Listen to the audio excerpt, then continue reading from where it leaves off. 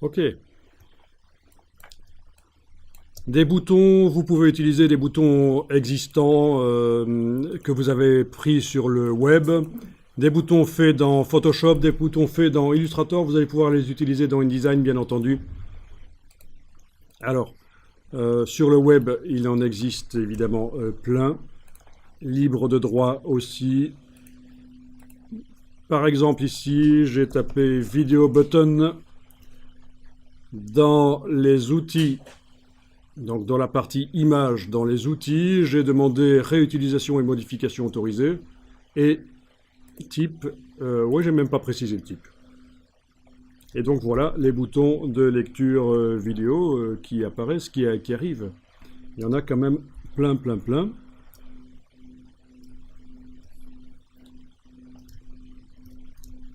Alors je vais utiliser cette image-là par exemple. Celui-là je le trouve pas mal.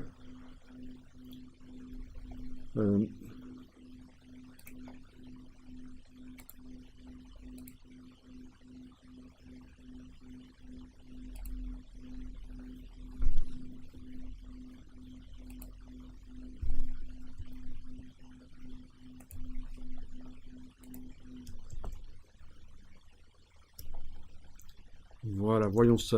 Vous pouvez aussi aller en télécharger si vous voulez.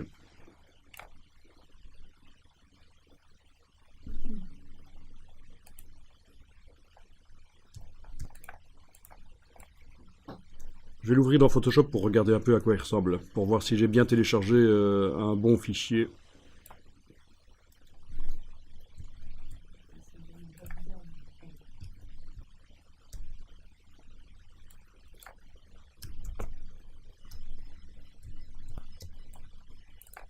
Ok, donc visiblement on a des boutons avec de la transparence, de la vraie transparence dans Photoshop, hein. Donc si je crée un calque en dessous et que je dessine, il n'y a pas de problème, on va voir que c'est de la transparence. Oui, c'est de la transparence sans problème.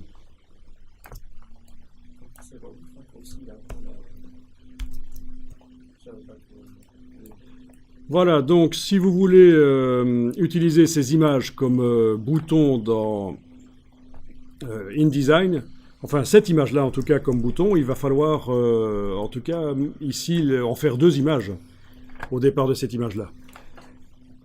Oui, parce qu'il se trouve que c'est une image que j'ai été chercher qui montre deux boutons, mais il faut que chaque image soit un bouton dans InDesign. Donc dans ce cas-là, je fais image dupliquer. Voilà, j'ai donc deux onglets, on le voit, hein. Un des onglets, je vais le recadrer avec l'outil de recadrage pour qu'il montre que le bouton pause. Valider. L'autre onglet, je le recadre aussi pour qu'il montre que le bouton lecture.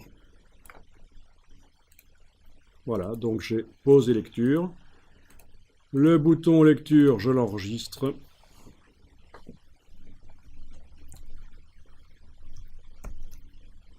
Donc l'image là a de la transparence. Je l'enregistre au format Photoshop, aucun problème. Ça permettra de le mettre sur un fond image ou un fond coloré dans InDesign. La transparence va agir comme elle doit. Ok, donc dans InDesign, je n'ai plus qu'à aller importer les deux images.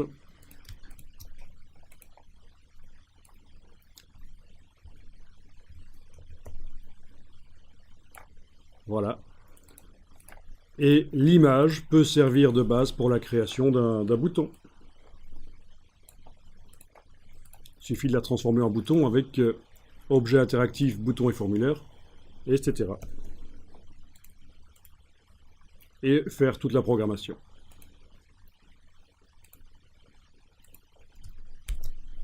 Donc des images du web, pas de problème.